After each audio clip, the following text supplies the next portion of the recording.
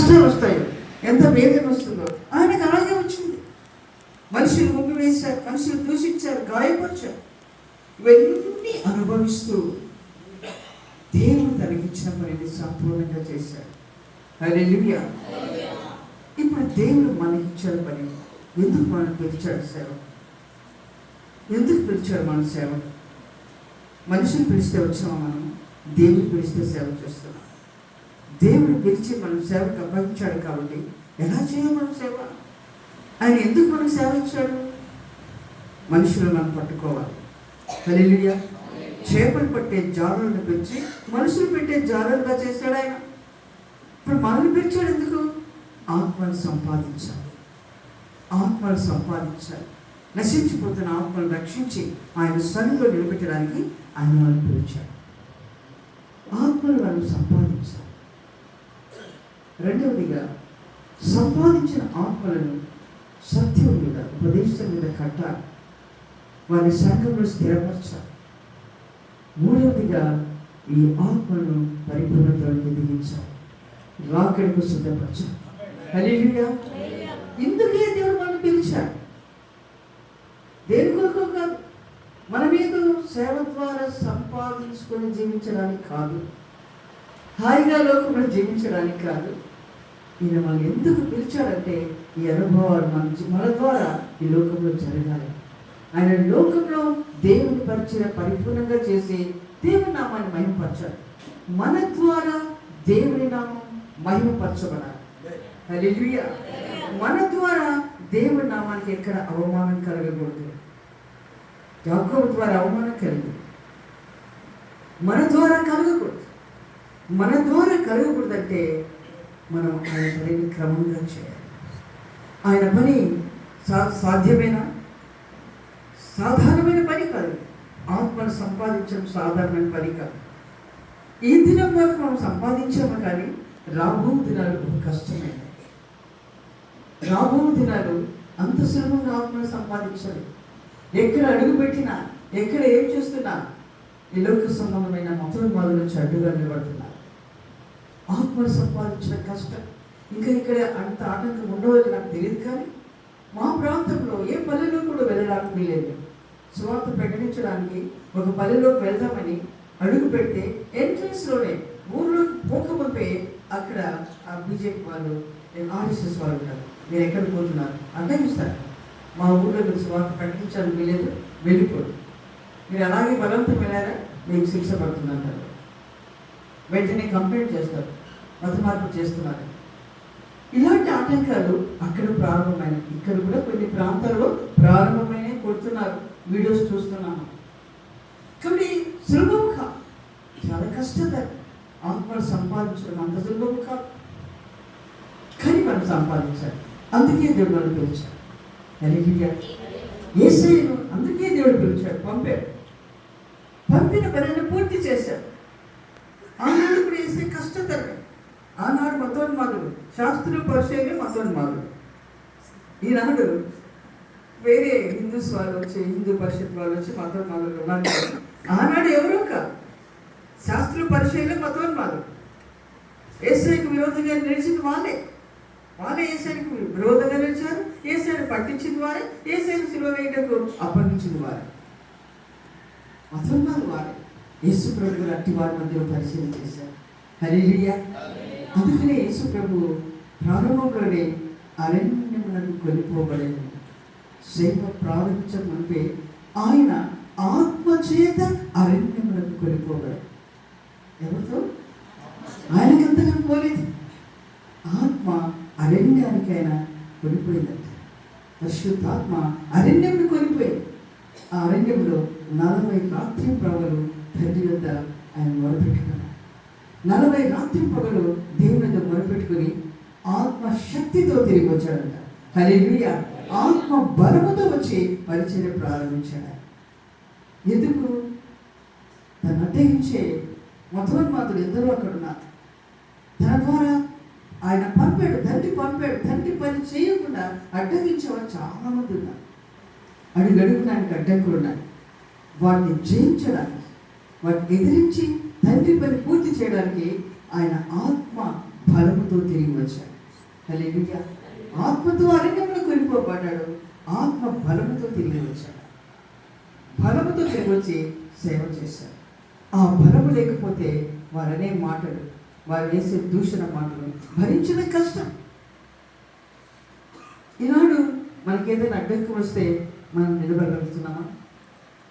ఎవరైనా వచ్చి ఇక్కడ సేవ చేయకూడదంటే చేయకుండా ఆగిపోతున్నామా? మనకి ఈ సంవత్సరం గ్లోరియస్ మినిస్ట్రీకి దేవుడు ఇచ్చిన వాగ్దానం, మీకు నీతి సూర్యుడు ఉదయించును. హల్లెలూయా. మీకు నీతి సూర్యుడు ఉదయించునని వాగ్దానం ఇచ్చారు. అది చాలా సంతోషకరమైనది. కానీ నీతి సూర్యుడు ఒట్టిగా ఉదయించు. నీతి సూర్యుడు ఉదయించడానికి ముందు కొన్ని శ్రమలు మనం వెంటాడు. వెంటనే నీతి సూర్యుడు ఉదయించాడు. అబ్బా, ఇంత మంచి వాగ్దానం వచ్చింది, ప్రారంభంలో నీ శోధన వచ్చిందేంటి? మనకి అక్కడ పరిచయాలు, కొన్ని పరిచయాలు సేవలు చాలా ఆటంకాలు ఏర్పడ్డాయి. ఈ సంవత్సరం ప్రారంభం నుంచి ఎక్కడ మందిరం కట్టాలన్నా అక్కడ వచ్చి నిలబడుతున్నారు. మధుర ఇక్కడ కట్టకూడదు అంటున్నారు. సొంతంగా కొన్న స్థలమే, డబ్బులు పెట్టి స్థలం కొన్నాం. ఆ కొన్న స్థలంలో మీరు పరిచయం చేయకూడదు. ఇక్కడ మందిరం కట్టకూడదు, ఇక్కడ శబ్దం రాకూడదు, మీరు ఇక్కడ చేయకూడదు. తరివేస్తున్నారు. వారే వెళ్ళి కంప్లైంట్ ఇస్తారు, వీళ్ళు మత ప్రచారం చేస్తున్నారు, ఇక్కడ వీళ్ళ ద్వారా మాకు చాలా ఆటంకం ఉందని. ఇంకా ప్రారంభించకపోయి వీళ్ళు మాకు డిస్టర్బ్ చేస్తున్నారు అంటే ఒట్టి గుడారంలాగా వేశారు. అంతే, గుడారంలాగా వేస్తుంటేనే వచ్చారు. సొంత స్థలంలోనే. అక్కడ మరి చుట్టుపక్కల పాలన ఏమీ లేవు, మనుషులు ఎక్కువ లేవు. ఒకవైపే మనుషులు రారు, అటుపక్కన పట్టు పొలాలు ఉన్నాయి. అక్కడ ఆటంకపరుస్తున్నారు. ప్రారంభంలోనే ఏంటి? నీతిశ్వరుడు ఉదయించడం వాగ్దానం వచ్చింది కదా, మరి ఏంటి ఆటంకం? ఈ ఆటంకాన్ని జయించిన తర్వాతనే ఉదయిస్తారు. అదే మనకు వచ్చే ఆటంకాలు చాలా ఉంటాయి. సేవలు ఇక్కడ కూర్చున్న జోసెఫ్ పాస్టర్ స్థలం కోసం అంత డబ్బు పెట్టాడు. 2 స్థలాలు మందిరం కోసం కట్టుకోవాలని, అక్కడ ఆరాధన నడిపించాలని కట్టిన తర్వాత వెంటనే ఆ ప్రాంతం ఎవరో వచ్చి ఇక్కడ కట్టకూడదు, ఇక్కడ మందిరం అనేది ఉండకూడదు, మేము మీరు కట్టి పూర్తి చేస్తాం బెదిరించారు. ఇచ్చిన డబ్బు వాపసు తీసుకోవాల్సి వచ్చింది. 2 స్థలాలు అలాగే నయం ఏంటంటే ఇచ్చిన డబ్బు వాపసు ఇచ్చారు, అది నష్టం కాలేదు. ఇలా ఉన్న ఆటంకాలు. ఇంకొక స్థలం, ఆ దొర అని ఉంటాడు ఒక ఆయన. ఆ దొర అంటే అందరికి భయం, ఎవరెక్కడ పోరు. ఆ దొర తన స్థానంలో మందిరం కలిసి స్థలం ఇచ్చాడు. సరే మీరు మందిరం కట్టుకొని మా కోసం ప్రార్థన చేయండి అని స్థలం ఇచ్చాడు. ఆ స్థలం ఇస్తే అక్కడ వెళ్ళి కడుతూ ఉంటే ఇంకా పునాదులు వేయలేదు, పునాదుల కోసం తవ్వడం పోయారు. అంతే, ఎక్కడి వచ్చారు. ఎక్కడో ఊరి బయట చుట్టుపక్కల ఏ మనుషులు లేదు. వాళ్ళు వచ్చి ఇక్కడ కట్టకూడదని ఆటంకం వచ్చారు. ప్రారంభం ఈ మాసంలోనే ఎక్కడ పోయినా ఆటంకమే, ఏదో ఒక అడ్డంకి వచ్చి నిలబడుతుంది. కాబట్టి సేవలో పలు రకమైన ఆటంకాలు వస్తాయి. నీకు రాలేదేమో వస్తాయి. వచ్చినప్పుడు మనం నిలబడి ఆయన ఎందుకు మనం పిలిచాడో ఆ పని మన ద్వారా పరిపూర్ణం కావాలి. అందుకు ప్రాణమే పోవచ్చు, బలి ఇవ్వడానికి సిద్ధంగా ఉండాలి. మరి ప్రాంతాల్లో మనం చూస్తున్నాం. నేను ఒక వీడియో చూశాను. ఒరిస్సా ప్రాంతంలో ఒక వ్యక్తిని కొట్టి మూత్రం దాచుచ్చి పెద్ద నీళ్ళు తాపించి చెప్పులు మెడగట్టి ఊరేగిస్తున్నారు దైవసేన. ఎంత భయంకరం! ఆ తర్వాత ఆ దైవసేన పరిస్థితి ఎలా ఉంటుంది? ఆయన మళ్ళీ ఆ ప్రాంతానికి వెళ్తారా? వెళ్ళలేదు. ఇలాంటి చాలా ఆటంకాలు వస్తున్నాయి. రకరకాల ఎవరికి ఎప్పుడు ఎలాంటి ఆటంకం వస్తుందో తెలియదు. అయితే వాటిని మనం జయించి ప్రభు కొరకు నిలబడి ప్రభు పని మన ద్వారా పరిపూర్ణమై ఆయన నామం మన ద్వారా మహిమపరచబడాలంటే మనకు బలమైన ప్రార్థన కావాలి. హల్లెలూయా. దైవ సేవకులారా, ప్రార్థన చేయడం మానకూడదు. చేయండి అని చెప్పి చేయకుండా ఉండే సేవకులు ఎంతోమంది. ప్రార్థన పాయింట్ చెప్పి ఇక్కడ మాట్లాడుకునే ఉండే సేవకులు ఎంతోమంది. ప్రార్థన భారంగా చేయాలి. మనం ఈ చివరి దినాల్లో మనం ఎక్కడో వెళ్ళి స్వార్థ ప్రకటించడం కాదని ఆయన సన్నిధిలో మోకరించి ఎక్కువగా ప్రార్థనలో మనం గడపాలి. హల్లెలూయా. మనకు ప్రార్థనే బలం. యేసు ప్రభు ఎందుకు ముందు ప్రార్థన చేశాడు? కొండెక్కాడు. 40 రాత్రి పగలు ఎందుకు దేవుడి సన్నిధిలో గడిపాడు? రాబోతున్నాయి అలాంటి ఆటంకాలు. ఆయన అడుగు పెట్టిన వెంటనే అడ్డగించే వాళ్ళు ఉన్నారని ఆయన తెలుసు. అందుకే ఆయన ముందు ప్రార్థనలో గడిపి శక్తి పొందుకొని వచ్చాడు. వారు అడిగే ప్రతి ప్రశ్నకు తగిన జవాబు ఇవ్వగలిగిన ఆయన. హల్లెలూయా, హల్లెలూయా. మనం అడిగే ప్రతి ప్రశ్నకు మనం జవాబు ఇవ్వాలి అంటే దేవుని సన్నిధిలో కనిపెట్టి పొందుకోవాలి. మనం ఆ కనిపెట్టకుండా ఆయన సన్నిధిలో ప్రార్థించకుండా మనం ఏం చేసినా వ్యర్థమే. అక్కడ ఫెయిల్ అయ్యే అవకాశం ఉంది. మనము మన సేవ కాపాడబడాలంటే ఎక్కువగా ప్రభు సన్నిధిలో మనం గడపాలి. ఈ సంవత్సరం ఎక్కువగా ప్రభుత్వం గడపండి. మీరు ఎక్కడికి కూడా వెళ్ళి స్వార్థ ప్రకటించవలసిన అవసరం లేదు, కానీ ప్రభు దగ్గర ఎక్కువ గడపండి. దేవుడు అదే కిందికి చదవండి 6-7 వచనాలు.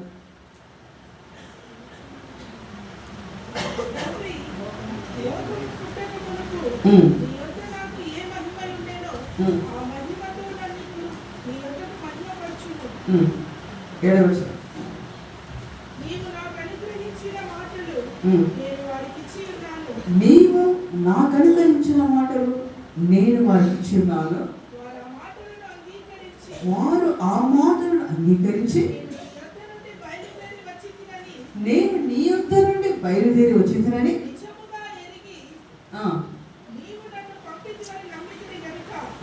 హల్లెలూయా, హల్లెలూయా. ఇప్పుడు మనుషులు విశ్వాసులే కానీ నూతనంగా ఎక్కడైనా పరిచయం ప్రారంభించిన వారు మనం అంగీకరించాలి. ఈ మనుష్యుడు, ఈ సహోదరి, ఈ సహోదరుడు దేవుడి చేత పంపబడిన వారు అని వారు తెలుసుకోవాలి. వారు గుర్తెరగాలట. ఎప్పుడు గుర్తెరుతారు? మన మాటను బట్టి గుర్తెరుతారట. ప్రభు ఏమంటున్నాడు, నీవు నాకు ఇచ్చిన మాటలు, నా మాటలు కాదు, నా సొంత జ్ఞానం కాదు, నా ఆలోచన కాదు, ఏదో ఆ బుక్ ఈ బుక్ చదివి నేనేదో ఒక సబ్జెక్ట్ సిద్ధపడిపోయి ప్రసంగం చేస్తే ఆ ప్రసంగం వర్కౌట్ కాదు. అది ప్రజలకు దీవెనకరంగా ఉండదు. బాగుంది అంటారు కానీ అంగీకరించాలి, అలాగే జీవించడానికి ఇష్టపడదు. కాబట్టి మనము ఆయన యొద్ద వాక్కును పొందుకోవాలి. హల్లెలూయా. నీ మాటలు, నీవు నాకు ఇచ్చిన మాటలు. హల్లెలూయా. ఎలా మాట్లాడుతూ యేసు ప్రభు సర్వశక్తిగా దేవుడే పంపబడ్డాడు లోకంలో. ఆ పంపబడిన ఆయన ఎలా మాట్లాడుతున్నాడు?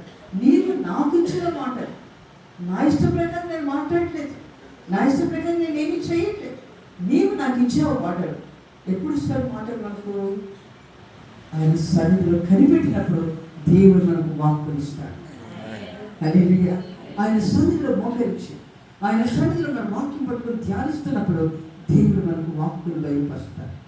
ఆయన మాటలు బయలుపరుస్తాడు. ఆ మాటలు మనం తీసుకెళ్ళి ప్రజలకు ప్రకటించినప్పుడు ఆ మాటలు వాళ్ళు బలముగా క్రియ చేస్తారు. హల్లెలూయా. వాళ్ళు కలగవలసిన మార్పును ఆ మాటలు వాళ్ళు కలగజేస్తారు. ప్రకటించే ముందు, వాక్కును ప్రకటించుటకు దేవుని సన్నిధిలో నిలబడే ముందు ప్రభు సన్నిధిలో మోకరించారు. అక్కడ మోకరించారు. మీ గదిలో ఒంటరిగా ప్రభు సన్నిధిలో గడుపు, ప్రభుతో గడుపు, ప్రభు సన్నిధిలో ధ్యానించు. దేవుడిచ్చే ఆ మాటలు తీసుకొచ్చి ప్రజలకు ప్రకటిస్తే అప్పుడు వారంటారంట, నీవు నాకు ఇచ్చిన మాటలు ప్రకటించినప్పుడు ప్రజలు నేను నీ యొద్ద నుండి వచ్చినానని వారు అంగీకరించారు. యేసు ప్రభువుని ఎప్పుడు అంగీకరించారు ప్రజలు? ఆ మాటలు చక్కగా చెప్తాడు. నేను వారికి ఇచ్చి ఉన్నాను, వారు ఆ మాటలను అంగీకరించి నేను నీ యొద్ద నుండి బయలుదేరి వచ్చి తినని నిజముగా ఎరిగి. చూసారా? ఎప్పుడు ఎరిగారు? ఆ మాటలు విన్న తర్వాత నిజముగా నేను నీ యొద్ద నుండి బయలుదేరి వచ్చి తినని వాళ్ళు ఎరిగారట. హల్లెలూయా. ఇప్పుడు మన మాటలు ప్రజలు మనం ప్రకటిస్తున్నప్పుడు ఆయన దేవుడు బిడ్డనే, దేవుడు ఏర్పరచుకున్న వ్యక్తి. ఈ సహోదరి దేవుడు ఏర్పరచుకున్న సహోదరే, ఈ దాసుడు నిజముగా దేవుడు ఏర్పరచుకున్న దాసుడే అని వారు గుర్తెరగాలి. ఎప్పుడు ఎరుగుతారు వాళ్ళు? యేసు ప్రభువుని ఎప్పుడు అయ్యారు వాళ్ళు? దేవుని యొద్ద కనిపెట్టి పొందిన మాటలు ప్రకటించిన తర్వాత ఆ మాటలు బట్టి ప్రజలు డిసైడ్ అయినారు ఏమని? ఈయన దేవుని యొద్ద పంపబడ్డ వ్యక్తి. హల్లెలూయా, హల్లెలూయా, హల్లెలూయా. ఆయనకే అంత అవసరమైతే మనకి ఎంత అవసరం? సర్వశక్తిగా దేవుడు తండ్రి యొద్ద పంపబడ్డాడు, వచ్చాడు. పంపబడి వచ్చిన ఆయననే ఇన్ని విధాలుగా ప్రజలు అంగీకరించడానికి ప్రయాసపడాల్సి వస్తే మనల్ని ప్రజలు అంగీకరించి మన మాటలు విని వారు సిద్ధపడాలంటే మనకి ఎంతగా ప్రభు సన్నిధిలో కనిపెట్టాలి. ఆలోచించాలి. ఏదో వెళ్ళి మన నోటికి వచ్చిన మాటలు ఎన్నో విషయాలు తెలుసు, బైబిల్ చదువుతాం కదా, ఫలానా వాక్యం చెప్దాంలే, అక్కడ చెప్పాను కదా ఏదో వాక్యం చెప్దాంలే అని మనం వెళ్ళకూడదు. నీకు ఎంత జ్ఞానం ఉన్నా, ఎన్ని సబ్జెక్టులు నీ మనసులో ఉన్నా, ఒక స్థలానికి వెళ్ళినప్పుడు ఆ సందర్భానికి తగినట్లుగా నీ వాక్కును ప్రకటించడానికి ప్రభు యుద్ధ కనిపెట్టాలి. ఆ యుద్ధ కనిపెట్టి ఆయన ఇచ్చిన మాటలు వెళ్ళి ప్రకటించినప్పుడు ప్రజలు వాక్కును అంగీకరిస్తారు, నిన్ను అంగీకరిస్తారు. హల్లెలూయా. సురేసేవ మాట్లాడు, నిన్ను అంగీకరించాలి, నీ సేవను అంగీకరించాలి. హల్లెలూయా.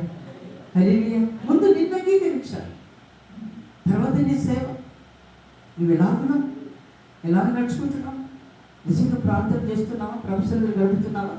లోకస్తులు అటు ఇటు వెళ్ళి వాక్తుల మీద మాట్లాడుకుంటూ సమయం గడిపి సమయానికి వచ్చి బైబిల్ పట్టుకుని వాక్యం ప్రకటిస్తున్నావా? కొంతమంది అలా ఉంటారు. కొంతమంది నేను గురించి నాకు తెలియదు, నేను అనట్లేదు, అలా ఉంటారు. ఏదో అన్ని పనులు చేసుకుంటూ అక్కడెక్కడ వెళ్ళి ఆ పని ఈ పని చేసుకుంటూ వచ్చి బైబిల్ పట్టుకుని వాడి వాక్యం చెప్తారు, బాగానే చెప్తారు, చాలా బాగా చెప్పారు అంటారు. కానీ ఆ వాక్యం ప్రజలలో కార్యం జరిగించాలి. ఆయన జరిగించాలంటే నీవు దేవుని సన్నిధి నుంచి మోకరించి, ఆయన సన్నిధిలో మోకరించి ఆయన ఎదురుని వాక్కు పొందుకొని వచ్చి నువ్వు ప్రకటిస్తే అది బలముగా కార్యం జరిగిస్తుంది. కొన్ని మాటలు విన్నా సరే, నువ్వు గంట సేపు చెప్పకపోయినా పర్లేదు, ఒక 10 నిమిషాల వాక్యం చెప్పినా దేవుని వచ్చిన వాక్ అయితే అది బాగా చేస్తుంది. దాన్ని బట్టి ప్రజలు తృప్తి పొందుతారు, దాన్ని బట్టి ప్రజలలో మార్పు కలుగుతుంది, ప్రజలు ఉజ్జీవింపబడతారు, ప్రజలు బలం పొందుతారు. హల్లెలూయా. కాబట్టి ప్రభు సన్నిధిలో మోకరించిన దైవ సేవకులు బాగా నేర్చుకోవాలి. ఈ దినాల్లో చాలా బిజీ అయిపోయినారు. సభలని అడని ఇదని తిరుగుతూ అక్కడ వెళ్తూ ఇక్కడ వెళ్తూ అనేకమైన ప్రోగ్రామ్స్ పెట్టుకొని ఆ ప్రోగ్రామ్ ఈ ప్రోగ్రామ్ అని చెప్పేసి అటు ఇటు తిరుగుతూ దేవుని సన్నిధిలో మోకరించట్లేదు. ఎందుకంటే బైబిల్ అంతా బాగా చదువుతారు కాబట్టి మాటలు జ్ఞాపకం ఉంటాయి. ఈ ప్రసంగం చేయొచ్చు, ఆ ప్రసంగం చేయొచ్చు అనుకుంటూ ఉంటారు. అలా కాకుండా ఈ సంవత్సరం మనం దేవుని సన్నిధిలో మోకరించడం, సన్నిధిలో ఎక్కువ గడపడం ప్రయాసపడతారు. మనం ప్రయాసపడతాం, ప్రాక్టీస్ చేయాలి, సన్నిధిలో అలవర్చుకోవాలి. ఆయన సన్నిధిలో గడపడం, అధికంగా ఆయన సన్నిధిలో గడపడానికి మనం ప్రయాసపడితే మీ వాక్కు బహుబలంగా ఉంటుంది. ప్రజలకు మిమ్మల్ని ఇష్టపడ్డారు. హల్లెలూయా. ప్రజలు మిమ్మల్ని వెంటాడుతారు. ఎప్పుడు ఈ నోటి నుంచి ఏమో వాక్కు వస్తుందో నేను వినాలనే ఆశ ప్రజలలో కలుగుతుంది. ఎందుకు? ఆ వాక్కు దేవుడు వచ్చింది కదా, ఆ వాక్కు దేవుడు వచ్చింది కాబట్టి ప్రజలు ఆ వాక్కు చేత పట్టబడ్డారు. ఇంకా ఏం మాట్లాడతారు ఆయన ఆశ ప్రజలలో కలుగుతుంది. హల్లెలూయా. హల్లెలూయా. నేనేం చెప్పాలని నేను ఆలోచిస్తున్నాను. మోకరించి ప్రార్థన. నిన్న నేను నాన్న కూడా ఉన్నప్పుడు ఒక మాట నాకు దేవుడు జ్ఞాపకం చేశాడు. ఎవరో ఒక మాట చెప్పారు. నేను వేరే విషయాలు ధ్యానిస్తూ నేను కూడివాడ కొరకు నేను సిద్ధపడుతూ ఆ మాట నాకు వినబడిన నేను ప్రక్కన పెట్టేస్తుంది. నేను తర్వాత ఈ విషయం ధ్యానిద్దాం అనుకుని అలాగే ఆ తర్వాత ఆ మాట నాకు జ్ఞాపకం రావట్లేదు. ఏంటి ప్రభా, ఎందుకు ఆ మాట జ్ఞాపకం రావట్లేదు? ఏదో నేను మాట నాకు సెలవిచ్చావు కదా అని నేను ఆలోచిస్తున్నాను. కానీ రాలేదు. కానీ సడన్గా దేవుడు ఈ మాటలు నాకు జ్ఞాపకం చేశాడు. తీసుకొని బైబిల్ చదువుతుంటే వెంటనే అక్కడ నా మైండ్ ఆగిపోయింది. ఇంతవరకు నేను చదివాను కానీ ఆ మాట నాకు ఎప్పుడు తాకెక్కలేదు. నా మాటలను బట్టి వారు నన్ను అంగీకరించారు. నిన్ను, నీ సేవను, నిన్ను, నీ కుటుంబాన్ని ప్రజలు అంగీకరించి వారి మధ్యలో నిన్ను సేవకునిగా గణపరచాలంటే నీవు దేవుని ఎదుటి వాక్కు పొందుకొని వారికి బయలుపరచాలి. హల్లెలూయా. హల్లెలూయా. ఆ మాటలు చదవండి ఇంకా కిందకి. నీవు నాకు అనుగ్రహించినవన్నీ నీ వల్లనే కలిగినవని వారు ఇప్పుడు అంగీకరించారు. చూసారా? దేవుడు నీవు నాకు అనుగ్రహించినవన్నీ, నేను వారికి ఇచ్చినవన్నీ నీ వలననే పొంది ఉన్నానని ఇప్పుడు వారు ఎరిగి ఉన్నారు అంటున్నారు. హల్లెలూయా. ఇప్పుడు ఎరిగి ఉన్నారు అంటున్నారు. అంటే ఏమేమి ఇచ్చినాడు ప్రజలకు? ఏదో స్వస్థపరిచాడు, గుడ్డి వారిని స్వస్థపరిచాడు, దయ్యపడ్డ వారిని బాగు చేశాడు, కుంటి వారిని నడిపించారు, ఎన్నో మేలు చేశారు, ఎన్నో ఈవులు ఇచ్చాడు దేవుడు. యేసయ్య ప్రజలకు ఎన్నో మేలు చేశాడు, ఎన్నో రకాలైన మేలులు ఆయన చేశాడు. ఆ మేలులన్నీ పొంది కొంతమంది ఏమన్నారు శాస్త్రుల పరిచయాలు, బయల్జెబూలు పట్టింది నేను బయల్జెబూలు, అందుకే దయ్యాలు వెలగొట్టాడు. అంటే సైతాను శక్తి వల్ల చేస్తున్నాడు అని ప్రచారం చేశారు ఆ దినం. ఆ యేసు ప్రభు మాట్లాడుతున్నాడు, ఇప్పుడు నా మాటలు విన్న తర్వాత నేను వారికి ఇచ్చినవన్నీ కూడా నేను చేసినవి కాదు, నీవు నాకు ఇచ్చినవని ప్రజలు గుర్తెరిగారు అంటున్నాడు. మరొకసారి చదవన్న మాట, నీవు నాకు అనుగ్రహించినవన్నీ నీ వలనే కలిగినవని వారిప్పుడు ఎరిగి ఉన్నారు. హల్లెలూయా, హల్లెలూయా. ఆనాడు శాస్త్ర పరిచయంలో ఇవి బయల్జెబూల్ వల్ల చేస్తున్నారని ప్రచారం చేశారు. నేను ప్రభు చెప్తున్నాను, నీవు నాకు అనుగ్రహించినవన్నీ బయల్జెబూల్ వల్ల కాదు, నీ వల్లనే నాకు పొందినానని ఇప్పుడు ప్రజలు ఎరిగి ఉన్నారంటున్నాడు. ఇంత శ్రేష్టమైన మాటలు ప్రభు మనకు సెలవిస్తున్నాడు. మనల్ని బట్టి మనం ఏ కార్యం చేసినా, ఏ వాక్కు ప్రకటించినా, మన ద్వారా ఏ స్వస్థత కలిగినా, ఏమి జరిగినా దేవుని ద్వారానే జరుగుతుంది.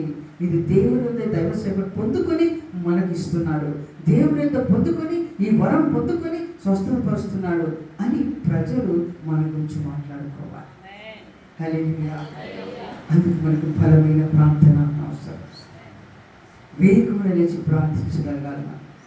ఉదయకాలమే 4 గంటలకే, ఇంకా ముందు లేస్తే మంచిదే, ఎంత ముందు లేస్తే అంత మంచిది. కొంతమంది 3 గంటలకు లేచి 2 గంటలకు లేచి ప్రార్థించేవారు ఉన్నారు. ఆ ప్రార్థన జీవితం మనకు అవసరం. ప్రార్థన ప్రార్థన ప్రార్థన. అందుకే ప్రభు ఏమన్నాడు, మీరు శోధనలో పడిపోకుండా మెలుగు కలిగి ప్రార్థన చేయాలి. ఎందుకు దుష్టుడు వెంటాడుతున్నాడు, తరుముకొస్తున్నాడు. సేవ జరగకూడదు, ఇక్కడ సంఘం ఉండకూడదు, వాక్యం ప్రకటించకూడదని వాడు తరుముతున్నాడు. ఆ తరుముతున్నప్పుడు మనం నిలబడాలి, మనం ప్రకటించే వాక్య ప్రజలకు రీచ్ చేయాలి. సంఘం నిలబడాలంటే ప్రార్థన జీవితం అవసరం. మనం ప్రార్థనలో ఎక్కువ గడిపినప్పుడు మాత్రమే మనం కాపాడబడతాం, సంఘం కాపాడబడుతుంది, మనకు అనుకరించిన ఆత్మలు కాపాడబడతాయి. హల్లెలూయా. ఇంకా కింది చదవండి. నేను వారి కొరకు ప్రార్థన చేయుచున్నాను, లోకము కొరకు ప్రార్థన చేయట్లేదు.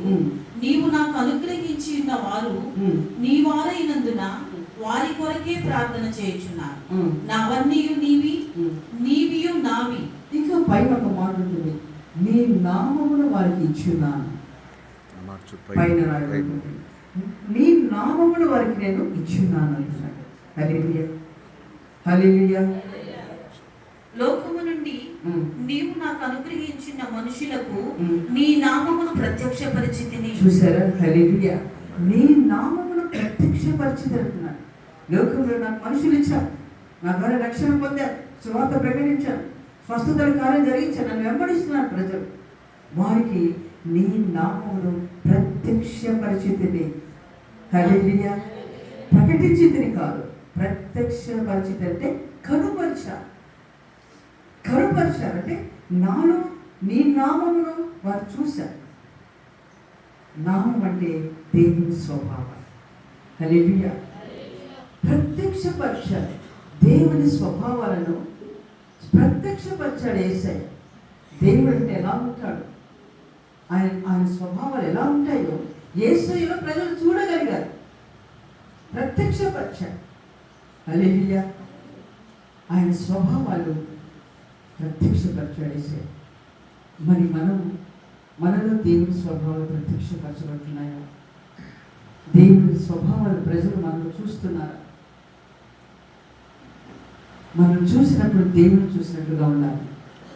దేవుని స్వభావాలు మనలో ప్రజలకు కనబడాలి. మనం ప్రత్యక్షపరచాలి దేవుని స్వభావం. ఆయన ప్రేమను చూపించాలి, ఆయన తగ్గింపు మనం ప్రజలు చూడాలి, ఆయన క్షమాపణ ప్రజలు మనలో చూడాలి, ఆయన ఓర్పు మనలో ప్రజలు చూడాలి, ఆయనలో ఉన్న సహనం ప్రజలు మనలో చూడాలి. హల్లెలూయా. ప్రజలకు మనం చూపించగలుగుతున్నామా? వాక్యం చెప్తున్నాం ఎలా ఉండాలి, ఇలా ఉండాలి. సందర్భం వచ్చి మనం ఎలా ఉంటున్నాం, మన వ్యక్తిగత జీవితంలో మనం ఎలా ఉంటున్నాం. అందుకే నీవు అంగీకరింపబడాలి, నీ సేవ అంగీకరింపబడాలి. నీవు అంగీకరింపబడాలంటే నీ వ్యక్తిగత జీవితం ఎలా ఉంది, ప్రజలు ఆ వ్యక్తిగత జీవితాన్ని బట్టి దేవుని నామం మహిమపరుస్తున్నారా? దేవుని స్వభావాన్ని వ్యక్తిగత జీవితంలో బయలుపరచబడుతున్నాయా, కనబడుతున్నాయా? ఒక ఇన్సిడెంట్ ఏర్పడింది. వరంగల్ ప్రాంతం కూడా పెద్ద సమస్య ఏర్పడింది. ఈ మాసంలోనే ప్రారంభంలోనే కొంతమందికి సంగీతం వాయించేవారు ఒక అబ్బాయి ఉన్నాడు. ఆ బాబు చిన్ననాటి నుంచి వారి సంఘం ఆ ప్రాంతంలో సేవ ప్రారంభించడానికి ఆ కుటుంబం కారణం. ఒక విధంగా ప్రారంభం క్రైస్తవుల వాళ్ళకి విశ్వాసం, ప్రారంభ విశ్వాసం సేవలో వచ్చిన అనేకమైన సమస్యల మధ్యలో, ఇబ్బందుల మధ్యలో, ఆటంకాల మధ్యలో వారు నిలబడ్డ కుటుంబం అది. ఆ బాబు చక్కగా క్యాషియో వాయించడం నేర్చుకున్నాడు. క్యాషియో వాయిస్తున్నాడు. ఆయన డబ్బులు అడిగాడు. సంఘంలో నడుస్తుంది కాబట్టి వెళ్ళి చక్కగా క్యాషియో వాయించడం, పాటలు పాడడం. ఇంకా కొద్ది రోజుల తర్వాత ఏం చేశాడంటే క్వైర్ టీం తయారు చేశాడు. ఆయన క్వైర్ టీం తయారు చేసి వాళ్ళకి పాటలు నేర్పించి సంఘంలో ఆ పాటలు పాడించాడు. అలా కూడా అలవాటు పడిపోయాడు. అలా చేశాడు. ఈ క్వైర్ టీంలో వారికి కొంచెం గర్వం ఏర్పడింది. మేమే పాటలు పాడగలుగుతాం కదా, కొంచెం గర్వం వచ్చింది.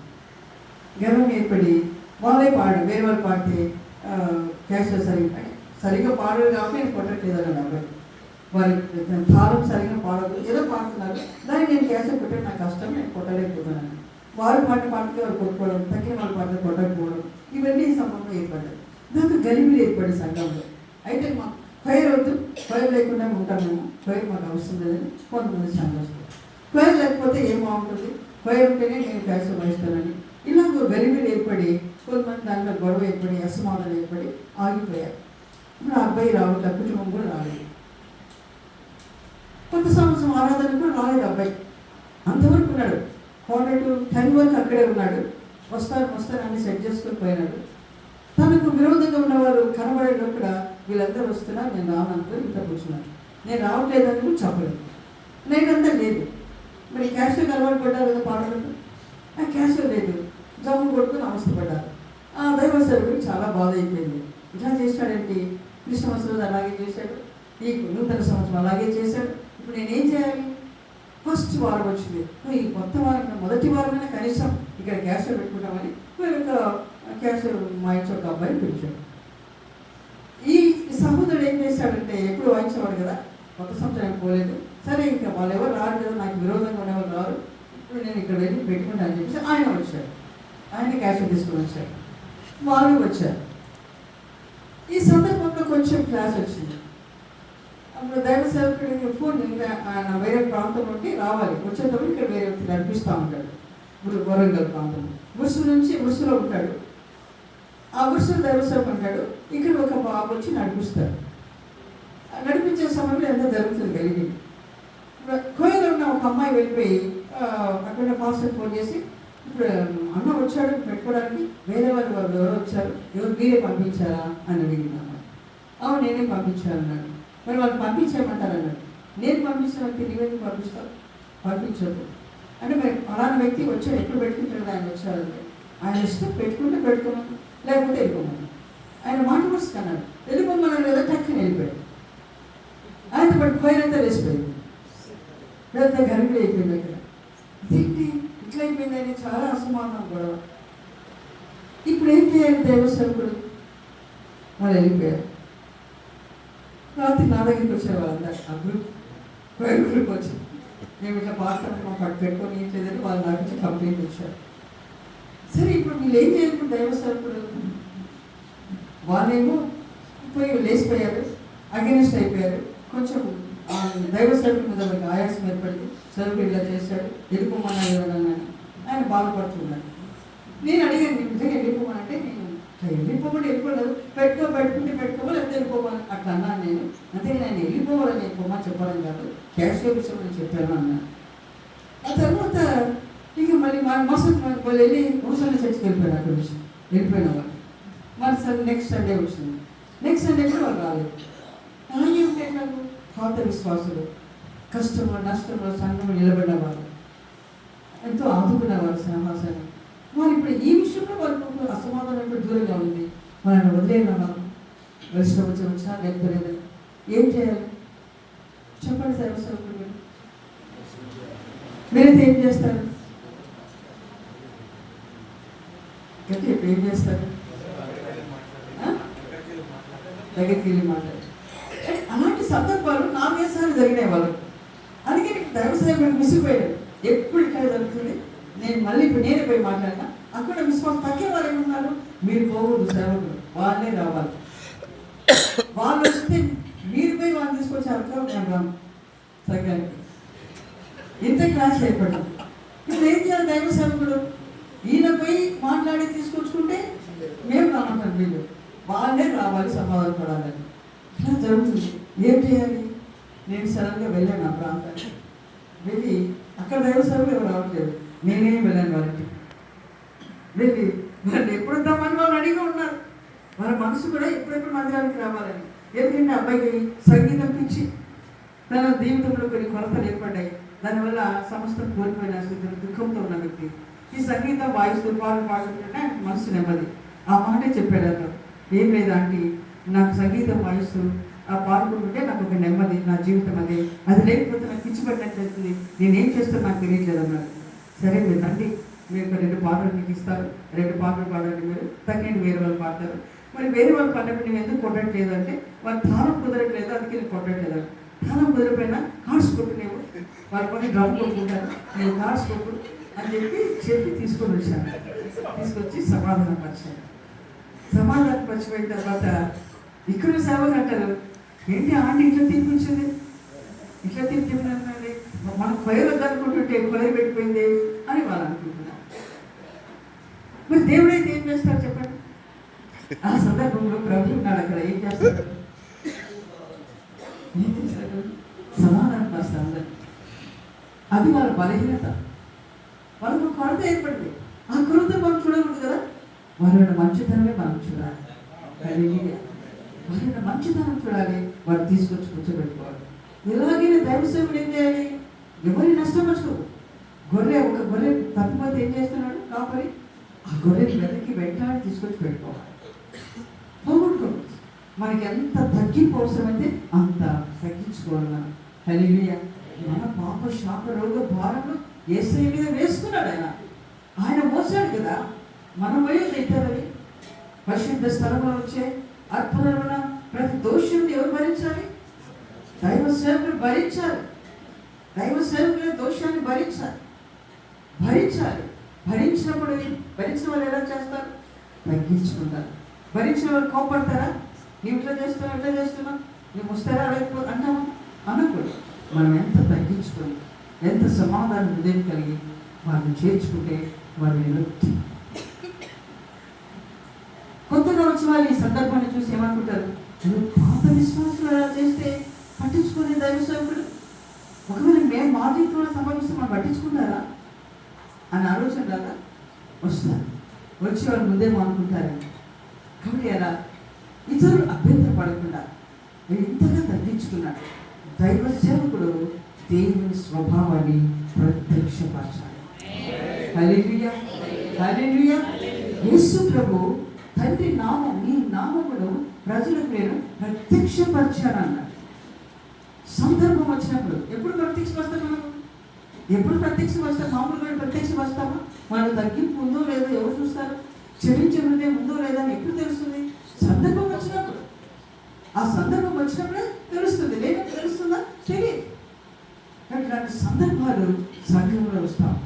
వచ్చినప్పుడు మనం తగ్గించుకొని దేవుని స్వభావం కలిగి ఆ స్వభావాన్ని ప్రజల ఎదుట ప్రత్యక్షపరిచినప్పుడు సంఘాన్ని కాపాడుకుంటాం, విశ్వాసాన్ని కాపాడుకుంటాం, చెదిరిపోకుండా మనం కాపాడుకుంటాం. మరి ఎంత దూరమైనా మన రానన్నా వాడు చేయి పట్టుకొని లాక్కుని వచ్చి కూర్చోబెట్టాలి. మనకి అంత తగ్గింపు అవసరం. నేనేంటి, నేను దైవ సేవకుని, నేనెంత తగ్గించుకోవాలా? ఆయన ఎందుకు తగ్గించుకోవట్లేదు వాళ్ళు అని మనం అనడానికి వీలేదు. వాళ్ళు విశ్వాసం మనం అనడానికి వీలేదు.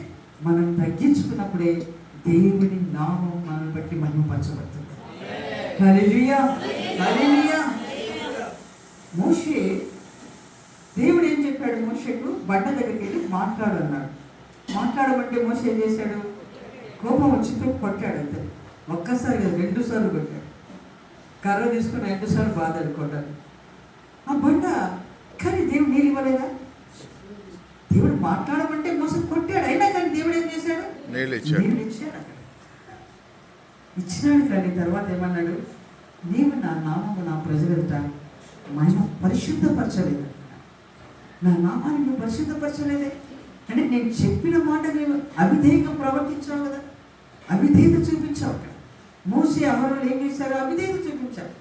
అది దేవుడికి దుఃఖమే. దేవుడు కార్యం చేశాడు, ప్రార్థించారు, వాళ్ళు కొట్టిన వెంటనే నేను ఇచ్చాడు, కానీ హృదయంలో దుఃఖం ఏర్పడింది వారి ఎదురు మీద. నేను మాట్లాడమంటే కొట్టాను ఏమిటో? అవిధేయత. దేవుడు ఏమి చెప్తే అదే మనం చేయాలి, మన ఇష్టం కాదు. మనకెంత కోపం ఉన్నా, మనకి ఎంత ఆవేశం ఉన్నా, వారి కొరకు మనం ఎంత భరించినా, వారికి ఎంత సహాయం చేసిన వారమైనా, అక్కడ దేవుడు ఏమి చెప్తాడో అదే మనం చేయాలి తప్ప మన ఇష్టాన్ని నెరవేర్చుకోవాలి. మన ఇష్టం నెరవేర్స్తే దేవుడు దుఃఖపడతాడు. ఆ సందర్భంలో దేవుడు దుఃఖపడి ఖనాన్ ఇవ్వలేదు కదా. మోషే ఖనాన్కి వెళ్ళాడా? వెళ్ళలేదు. అహరోను మోషే ఖనాన్ వెళ్ళకుండానే మార్గం మధ్యలో వారు పాత పెట్టబడ్డారు. కారణం అవిధేయత. ఒక్క విషయంలో దేవుడు చెప్పినట్టుగా వెళ్ళలేదని ఎన్నో విధంగా మోషేని గురించి దేవుడే సాక్ష్యం ఇచ్చాడు. సాత్వికుడు అని చెప్పేసి, ఈ భూమి మీద మోషే వంటి సాత్వికుడు లేడు అన్నాడు, నమ్మకస్తుడు అన్నాడు. ఇంత సాక్ష్యం పొందిన మోషే ఒక్క దగ్గర అవిధేయత చూపించి తిరుగుబాటు చేసినట్లయింది. చెప్పిన పని చేయలేదు కాబట్టి అది తిరుగుబాటు. చెప్పినట్లుగా చేయలేదు. ప్రత్యక్ష గుడారం దేవుడు చెప్పినట్లుగా కట్టాడు, కానీ ఇక్కడ దేవుడు చెప్పినట్లుగా చేయలేదు. మాట్లాడమంటే కొట్టాడు. ఆ ఒక్క అవిధేయత బట్టి ఖనాను పోగొట్టుకున్నాడు. దైవ స్వరూపులారా, ఎన్ని సందర్భాల్లో మనం దేవునికి ఆజ్ఞలకు విరోధంగా నడుచుకుంటున్నాం. దేవుడి స్వభావానికి ఆజ్ఞలు పాటిస్తున్నాం, కానీ స్వభావాలు మనం బయలుపరచట్లేదు. సంఘంలో కోపం వస్తే కోపడుతున్నాం. వాక్యంతో కొట్టిపడేసిన వాక్యం మైక్ మీ చేతిలో ఉండదు కదా, మైక్ మీ చేతిలో ఉండదు కదా. ఇంకేమిటి? వాక్యం తీసుకుని నూరి నూరి నూరి వాక్యం అదే సిద్ధపడతారు. దేవుడి సదులో కూర్చున్నా కూడా ఫలానా చేశారు, ఈ దినం ఈ వాక్యం చెప్పి వాళ్ళని బాగు చేయాలి, వాళ్ళ మనసు గాయపరచాలి. బాగు చేయాలని కాదు, వారిని సరిచేయాలని కాదు, ఈ వాక్యం చెప్పి వాళ్ళు కొట్టాలి వాక్యంతో అని బాగా నూరుకొని వెళ్ళినవాడి చెప్తారు. అప్పుడు ఏం చేస్తారు ఆ విశ్వాసులు? విని విని నెమ్మది వెళ్ళిపోతారు. ఎవరు నష్టమైపోయారు? దేవుడు మనకు ఇచ్చిన ఆత్మను ఇంతకుముందు చెప్పాడు దైవసేవకుడు, దేవుడిచ్చిందే సేవ, దేవుడిచ్చిందే ఆత్మను సేవ దేవుడిచ్చిన. దేవుని ఆత్మలను మనం నష్టపరచుకోవాలి. ఇక్కడ ప్రజల ఎదుట నన్ను ఘనపరచలేదన్నాడు దేవుడు మోషే. ప్రజల ఎదుట నన్ను ఘనపరచలేదని. ప్రజలు నిజమే నిన్ను దూషించారు, నీకు వ్యతిరేకంగా మాట్లాడినారు, నాకు వ్యతిరేకంగా మాట్లాడినారు, సరిగారు గొరిగారు, నిజమే వారు దుర్మార్గంగా ఉన్నారు. అంత మాత్రం చేత నేను చెప్పిన పనులు చేయవా? నువ్వు నాకు అవిధేయత చూపిస్తావా? వాళ్ళ తప్పు నేను చూసుకుంటాను. నీ క్రమం లేదు, నీ తగ్గింపు, నీవెంత తగ్గించుకోవాలో అంత తగ్గించుకో. ఆత్మ నేను కాపాడుకోవాలి. ఎందుకు? నేను ఇచ్చిన ఆత్మ నీవు సంపాదించి కాదు, నీవు అనుకుంటున్నాను నీ ప్రార్థన ద్వారా నీ వాక్యం ద్వారా పట్టబడాలి కాదు కాదు. నేను పట్టుకొచ్చి సంఘంలో కూర్చోబెట్టాను. ఆత్మను పోగొట్టుకుంటామని ఆత్మ మా సంఘంలో ఉండకుండా బయటకు వెళ్ళిపోయినట్లుగా నీ వాక్యం చేత ఖండిస్తున్నావని. ఆ ఖండింపు దేవుడికి ఇష్టం లేదు. వాళ్ళని మనసులో పెట్టుకొని మనం ఎప్పుడు వాక్యం చెప్పకూడదు. సంఘం లేదు గొడవ జరిగినా ఏం జరిగినా కానీ ప్రజలందరూ సమాధానం పడాలని మనం ప్రయాసపడాలి తప్ప వారి మీద గురి పెట్టి వాక్యం చెప్పకూడదు. అలా చెప్తే దేవుడు దుఃఖపడతాడు. నేను పంపిన ఆత్మ, నేను రక్షించిన ఆత్మ, మనం ప్రాణం పెట్టలేదు దేవుడు, మనం రక్తం కార్చలేదు, ఆయన రక్తం కార్చాడు. ఆయన ప్రాణం పెట్టి కన్న ఆత్మలు, ఆ ఆత్మను నీవెవరు దుఃఖపరచడానికి? నీవెవరు సంఘంలో నుంచి బయటకు వెళ్ళినట్టుగా ప్రయాసపడాలి? వాక్యం ద్వారా, వాక్యం ద్వారా కట్టబడాలి, కానీ వాక్యం ద్వారా ఎవరు దూరం కాకూడదు. హల్లెలూయా. మన వాక్ బయటకు వచ్చినప్పుడు అవసరమైన గద్దించాలి వాక్యంతోనే. అది వారి గాయపరిచి దూరం పరచుకోవడం కానీ వారు బాధపడి సరి చేసుకొని స్థిరపడినట్లుగా ఉండాలి వాక్యం. హల్లెలూయా. స్థిరపరచుకోవాలి, ఆత్మను దూరపరచుకోకూడదు. దేవుడికి స్తోత్రం. ఈ సందర్భంలో ఇక నేను ముగిస్తాను. చాలా విషయాలు ఉన్నాయి కానీ టైం అయిపోయింది. ఒక్క మాట చెప్తాను. అదే వాక్య ధ్యానంలో కింద రాయబడింది, నీవు నేను ఏకమైనట్లుగా వీరు కూడా ఏకమై ఉండాలని నేను ప్రార్థన చేస్తున్నాను. యేసయ్య ప్రార్థన ఏంటి? శిష్యులందరూ, సేవకులందరూ ఏకమై ఉండాలని ఆయన ప్రార్థన చేస్తున్నాడు. తండ్రి, నీవు నేను ఏకమై ఉన్నాం కదా, మీరందరూ కూడా ఏకమై ఉండాలి. ఏకమై ఉండాలని వారు ఏకంగా చేసి వారిని కాపాడు అన్నారు. ఎందుకు? కాపాడబడకుండా తోడేలు ప్రవేశిస్తున్నాయి, కాపాడకుండా అనేకమైన పరిస్థితులు ఏర్పడుతున్నాయి.